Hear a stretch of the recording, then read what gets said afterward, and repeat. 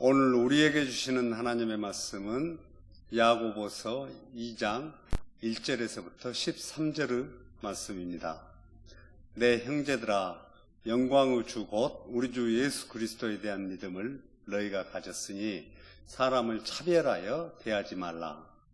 만일 너희 회당에 금가락지를 끼고 아름다운 옷을 입은 사람이 들어오고 또 남루한 옷을 입은 가난한 사람이 들어올 때에 너희가 아름다운 옷을 입은 자를 눈여겨보고 말하되 여기 좋은 자리에 앉으소서 하고, 또 가난한 자에게 말하되 너는 거기 서 있든지 내 발등상 아래에 앉으라 하면 너희끼리 서로 차별하는 악한 생각으로 판단하는 자가 되는 것이 아니냐.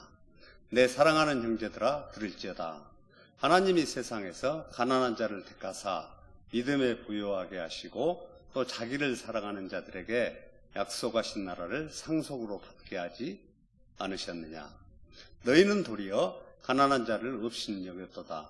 부자는 너희를 억압하며 법정으로 끌고 가지 아니하느냐. 그들이 너희에게 대하여 일컫는 바 그 아름다운 이름을 비방하지 아니하느냐.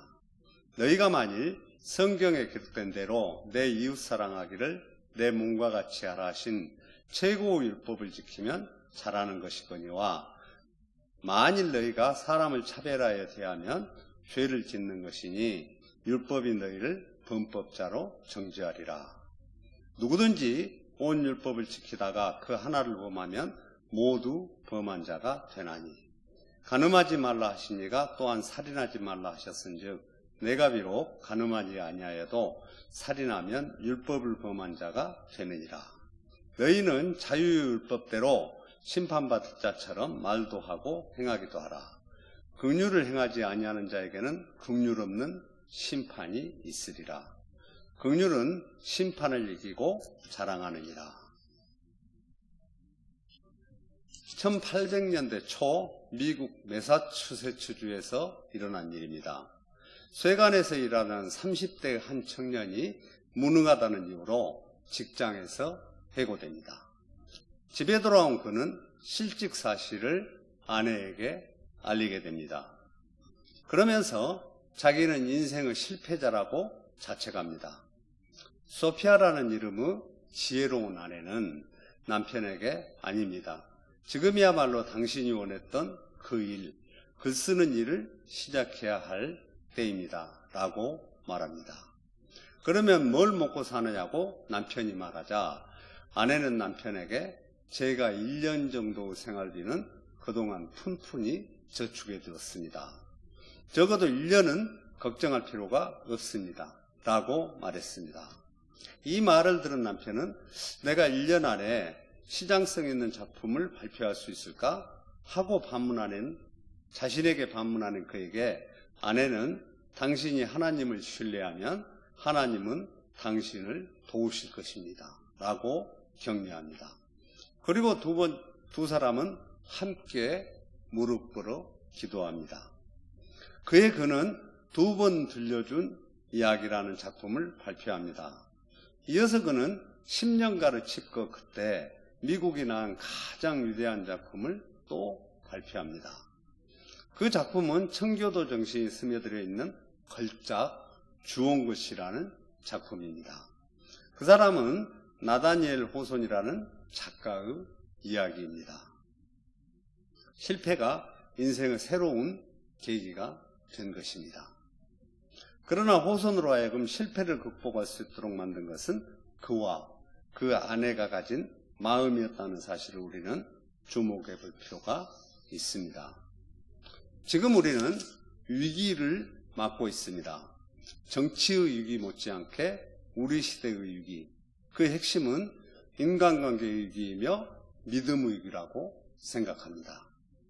아름다운 부부관계, 친구관계, 자녀와의 관계, 더 나아가서 국민과의 관계가 근본 관계를 점검해야 할 때입니다.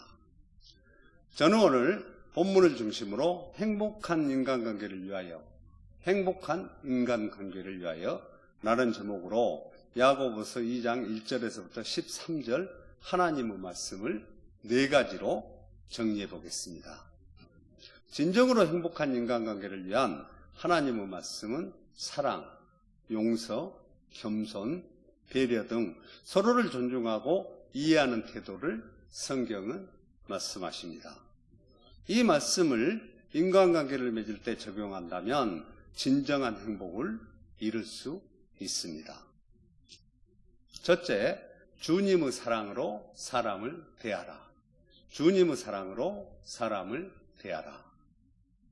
십자가의 사랑, 하나님 아버지의 마음으로 사람을 대하라. 야고보서 2장 1절에 내 형제들아 영광의 주 곧 우리 주 예수 그리스도에 대한 믿음을 너희가 가졌으니 사람을 차별하여 대하지 말라. 본문은 사람을 차별하지 말아야 할 전제로 예수 그리스도의 믿음을 말씀합니다. 그렇다면 왜 우리가 이웃을 차별하게 되는 것일까요?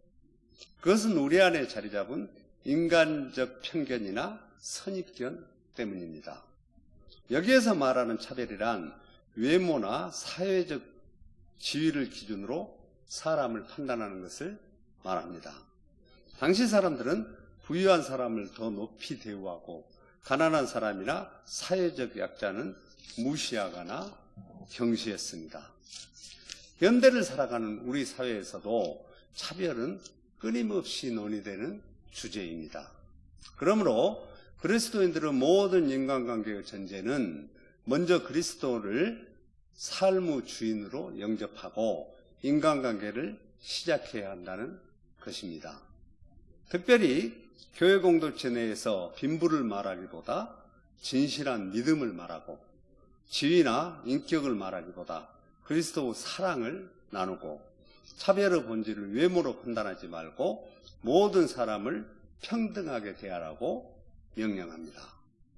그런데 안타깝게도 이러한 차별이 교회 공동체 내에서 일어나고 있습니다.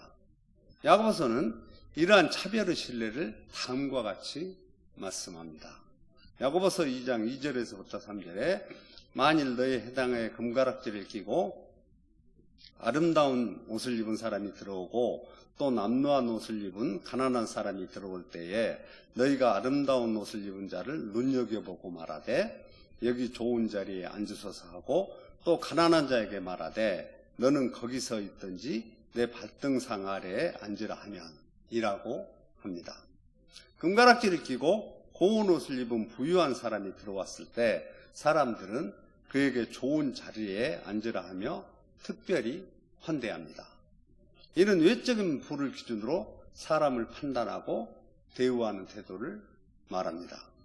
반대로 남루한 옷을 입은 가난한 사람이 들어오면 너는 거기서 있든지 내 발등상 아래에 앉으라며 무시하거나 낮은 대우를 합니다.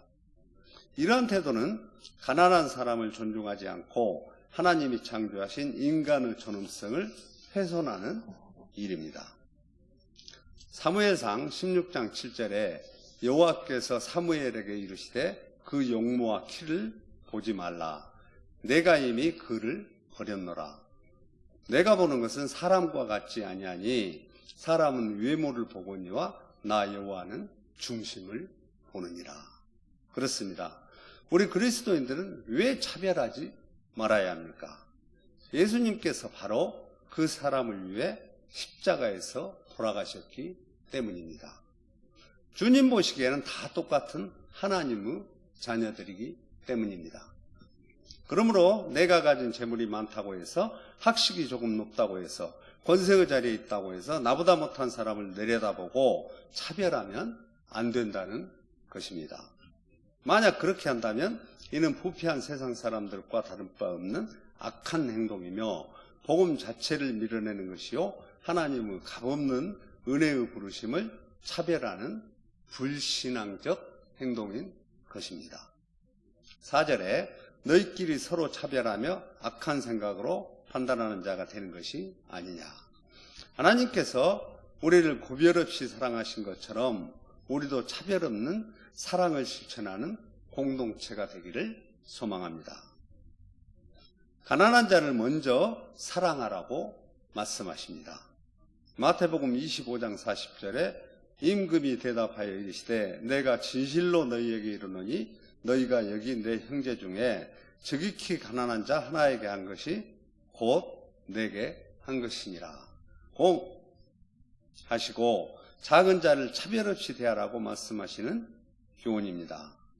행복한 인간관계를 위하여 두 번째 교훈은 하나님의 선택은 가난한 자를 귀히 여겨야 합니다. 하나님의 선택은 가난한 자를 귀히 여겨야 합니다.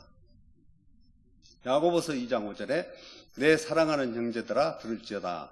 하나님이 세상에서 가난한 자를 택하사 믿음에 부요하게 하시고 또 자기를 사랑하는 자들에게 약속하신 나라를 상속으로 받게 하지 아니하셨느냐. 야고보는 하나님께서 가난한 자를 택하셨다는 사실을 상기시키며 세상의 기준과는 전혀 다른 하나님의 가치관을 보여줍니다. 세상의 관점에서 볼 때 가난한 자는 보잘것없는 약자입니다. 그러나 하나님의 관점에서는 다릅니다. 하나님께서는 가난한 자들에게 깊은 관심을 가지시고 이들을 택하셔서 믿음에 부요하게 하시고 하나님 나라의 상속자가 되게 하셨습니다. 누가복음 6장 20절에 예수께서 눈을 들어 제자들을 보시고 이르시되 너희 가난한 자는 복이 있나니. 하나님의 나라가 너희의 것이며 하나님께서는 가장 연약한 자를 통해 일하십니다. 우리가 가난하고 약하고 소외된 자들을 차별하지 말아야 하는 이유는 하나님께서 이들에게 특별한 관심을 가지시기 때문입니다. 그것은 우리의 행위나 공로가 아니라 하나님의 무조건적인 사랑과 은혜 때문입니다. 마태복음 5장 3절에 심령이 가난한 자는 복이 있나니 천국이 그들 것이며 하나님께서는 이 세상의 미련한 자, 약한 자, 천한 자, 멸시받는 자를 택하시고 이들에게 하나님 나라를 유업으로 주시기를 기뻐하십니다. 또 성경에서 우리에게 말씀하시기를 야고보서 2장 6절에서부터 7절에 너희는 도리어 가난한 자를 업신여겼도다. 부자는 너희를 억압하며 법정으로 끌고 가지 아니하느냐. 그들이 너희에게 대하여 일컫는 바 그 아름다운 이름을 비방하지 아니하느냐. 당시 부자들은 일반적으로 가난한 사람들에게 경제적으로 착취하고 빚을 갚지 못할 때 법정으로 끌고 가는 무자비한 행태를 취했습니다. 그리스도의 이름을 비방하고 복음을 해방하는 교만한 자들이었습니다. 그렇기 때문에 가난한 그리스도인들이 부자들의 억압에 짓눌려 억지로 그들을 떠받들었던 것입니다. 정작 그들에게 아무런 해를 주지 않는 가난한 그리스도인들을 멸시하는 것은 어리석고 비굴한 행동이었습니다. 오늘날 우리 사회도 경제적 여유가 없는 사람들은 변호사를 세우기가 어려워 법정에서 불리한 판결을 받는 경우가 많습니다. 또한 가난한 가정의 아이들은 질 높은 교육을 받기 어려워 사회적 지위를 바꿀 기회가 제한됩니다. 부자들은 가난한 자들의 약점을 이용해 부를 착취해서 자신들만의 아성을 이루고 권력자들과 정경유착을 통해 부익부, 빈익빈이라는 사회적 불평등을 야기합니다. 본문 5절에서부터 7절의 말씀은 단순히 초대교회의 문제만을 지적하는 것이 아니라 오늘날 우리에게도 동일하게 나타나는 구조적 악과 불평등과 착취의 문제를 경고하고 있습니다. 우리는 이러한 현실 속에서 가난한 자를 억압하는 구조에 맞서 긍정과 정의를 실천하는 하나님의 말씀에 귀 기울여야 합니다. 너희가 악한 판단으로 차별하지 말라는 야고보서의 외침은 오늘날 우리 사회에 큰 울림을 주는 말씀입니다. 이웃을 나 자신의 몸과 같이 사랑하라. 모든 법의 모범은 이웃사랑, 모든 법의 시작과 완성은 사랑을 실천하는 것입니다.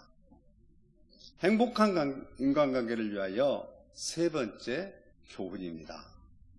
율법의 완성은 사랑이므로 차별 없는 사랑을 하라.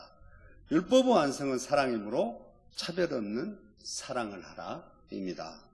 야고보서 2장 8절에서부터 9절에 너희가 만일 성경에 기록된 대로 내 이웃 사랑하기를 내 몸과 같이 하라 하신 최고 율법을 지키면 잘하는 것이거니와 만일 너희가 사람을 차별하여 대하면 죄를 짓는 것이니 율법이 너희를 범법자로 정죄하리라.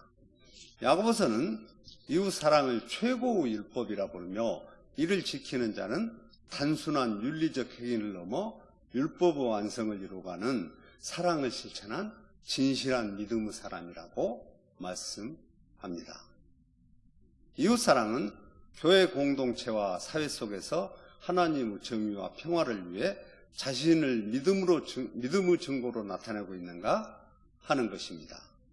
이것이 우리의 믿음과 삶을 일치시키는 가장 중요한 증거입니다.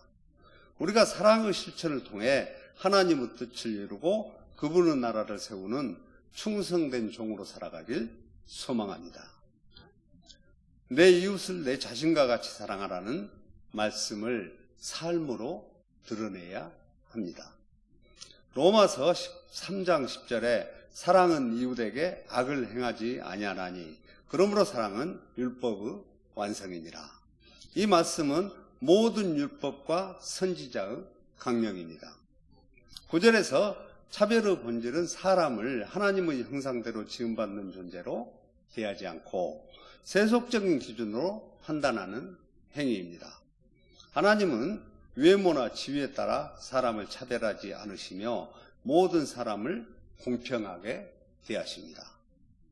그러므로 우리는 가난한 이웃이나 도움이 필요한 사람에게 적극적으로 손을 내밀어야 합니다. 내 안에 자리 잡고 있는 세속적인 편견과 기준에서 벗어나 하나님의 형상대로 지음받는 사명을 감당해야 합니다. 이처럼 이웃사랑은 신구약 성경이 모두 강조하는 최고 율법 정신을 지키는 기본입니다. 따라서 사람을 차별하지 않고 사랑하는 것은 내 이웃을 내 몸과 같이 사랑하라는 최고 율법을 말씀합니다. 성경은 세상의 법과 권위를 존중해야 한다고 가르칩니다. 그러나 세상의 법을 따라 사람을 차별하는 것은 범법자가 되는 것입니다. 내가 용서받는 죄인임을 자각하고 이웃을 향한 긍휼의 마음을 품고 나보다 남을 더 귀히 여겨야 합니다. 그러기 위해서 나를 쳐서 복종시키는 회개의 삶이 필요합니다. 이 같은 삶은 성경의 능력을 받아야 합니다. 넷째, 긍휼의 마음을 품고 겸손히 순종하는 삶을 살아야 합니다. 긍휼의 마음을 품고 겸손히 순종하는 삶을 살아야 합니다. 야고보서 2장 10절에 누구든지 온 율법을 지키다가 그 하나를 범하면 모두 범한 자가 되나니 율법은 분리될 수 없는 하나임을 의미합니다. 긍휼이, 불쌍히, 민망히 이 같은 말은 예수 그리스도께서 즐겨 쓰신 말입니다. 마태복음 9장 35절과 36절에 예수께서 모든 도시와 마을에 두루다니사 그들의 해당에서 가르치시며 천국 복음을 전파하시며 모든 병과 모든 약한 것을 고치시니라. 무리를 보시고 불쌍히 여기시니 이는 그들이 목자 없는 양과 같이 고생하며 기진함이라. 사람이 율법을 완전히 지키는 것이 불가능함을 가르치시며 우리가 하나님 앞에서 죄인이며 은혜가 필요하다는 것을 상기시킵니다. 율법의 본질은 하나님과 이웃을 사랑하며 실천하는 순종에 있습니다. 그래서 하나님의 율법은 인간이 지켜야 할 도덕적, 영적 기준이 됩니다. 율법의 완전한 기준은 인간의 연약함을 드러내고 우리를 예수 그리스도의 은혜로 인도합니다. 이것이 자유율법대로 살아가는 하나님의 사랑입니다. 11절과 12절에 간음하지 말라 하시니가 또한 살인하지 말라 하셨은즉 내가 비록 간음하지 아니하여도 살인함은 율법을 범한 자가 되느니라. 너희는 자유율법대로 심판받을 자처럼 말도 하고 행하기도 하라. 야고보는 율법이 여러 계명으로 여러 계명으로 분리된 명령이 아니라 한 분 하나님께서 주신 하나의 완전한 말씀이라고 가르칩니다. 그래서 간음을 피했더라도 살인을 저질렀다면 율법을 어긴 자가 된다고 말씀합니다. 하나님은 말씀을 나누어 생각하지 말고 아무리 작은 죄라도 간과하지 말고 우리의 연약함을 인정하고 모든 계명을 온전히 지키는 자유율법대로 순종하는 삶을 살아야 한다고 말씀합니다. 자유율법은 하나님께서 주신 은혜와 사랑의 율법을 의미합니다. 즉 율법이 단순히 형식적인 것이나 강압적인 것이 아니라 하나님의 사랑 안에서 자유롭게 살아가는 것을 뜻합니다. 갈라디아서 5장 13절과 14절에 형제들아 너희가 자유를 위하여 부르심을 입었으나 그러나 그 자유로 육체의 기회를 삼지 말고 오직 사랑으로 서로 종노릇 하라. 온 율법은 내 이웃 사랑하기를 내 자신같이 하라 하신 한 말씀에서 이루어졌나니 이같이 이웃 사랑을 강조하시고 또 말씀하십니다. 야고보서 2장 13절에 긍휼을 행하지 아니하는 자에게 긍휼 없는 심판이 있으리라. 긍휼은 심판을 이기고 자랑하느니라. 오늘 마지막 구절의 말씀에서 긍휼에 대한 책임을 강조하십니다. 야고보는 우리가 다른 사람에게 긍휼을 베풀지 않을 경우 하나님의 심판대 앞에서 긍휼 없는 심판을 받을 수 있음을 경고합니다. 이는 우리의 삶 속에서 다른 사람에게 자비를 베푸는 실천이 얼마나 중요한지를 보여주고 있습니다. 우리가 다른 사람을 정죄하고 판단하는 태도를 버리지 않으면 하나님의 자비도 받을 수 없다는 것을 깨달아야 합니다. 마태복음 6장 14절에서부터 15절에 너희가 사람의 잘못을 용서하면 너희 하늘 아버지께서도 너희 잘못을 용서하시려니와 너희가 사람의 잘못을 용서하지 아니하면 너희 하늘 아버지께서도 너희 잘못을 용서하지 아니하시리라. 긍휼은 단순한 감정이 아니라 우리의 행동으로 나타나야 합니다. 다른 사람에게 자비를 베푸는 것은 우리의 믿음을 증명하는 행위입니다. 하나님의 자비를 받는 자는 그 자비를 이웃에게 흘려보내야 합니다. 이 말씀은 하나님의 긍휼을 깊이 묵상하고 이웃에게 그 긍휼을 실천하며 살아가라는 명령입니다. 긍휼이 심판을 이기듯 우리의 삶도 하나님의 자비를 닮아가며 그 사랑을 흘려보내는 축복의 통로가 되시기를 바랍니다. 이제 오늘의 말씀을 갈무리해 보겠습니다. 행복한 인간관계를 위하여라는 4가지 교훈의 말씀이었습니다. 첫째, 주님의 사랑으로 사람을 대하라. 둘째, 하나님의 선택은 가난한 자를 귀히 여겨야 합니다. 셋째, 율법의 완성은 사랑이므로 차별 없는 사랑하라 입니다. 넷째, 긍휼의 마음을 품고 겸손히 순종하는 삶을 살아야 합니다. 우리는 하나님 앞에서 평등합니다. 하나님은 외모나 사회적 지위에 따라 사람을 차별하지 않으십니다. 하나님은 특별히 가난한 자와 소외된 자를 사랑하십니다. 예수 그리스도의 사랑은 모든 사람을 향한 무조건적인 사랑입니다. 우리는 그 사랑을 본받아 이웃을 조건 없이 사랑하고 차별 없는 마음으로 온전한 율법을 지켜가야 합니다.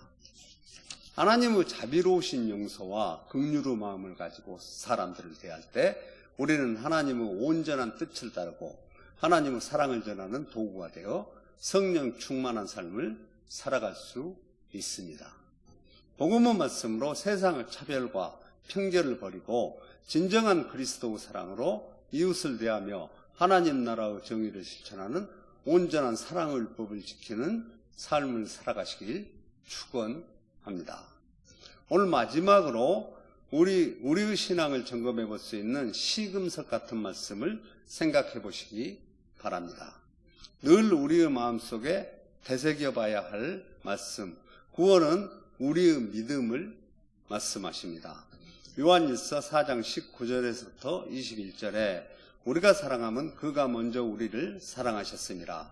누구든지 하나님을 사랑하노라 하고 그 형제를 미워하면 이는 거짓말하는 자니 보는 바, 그 형제를 사랑하지 아니하는 자는 보지 못하는 바. 하나님을 사랑할 수 없느니라. 우리가 이 계명을 주께 받았나니 하나님을 사랑하는 자는 또한 그 형제를 사랑할지니라.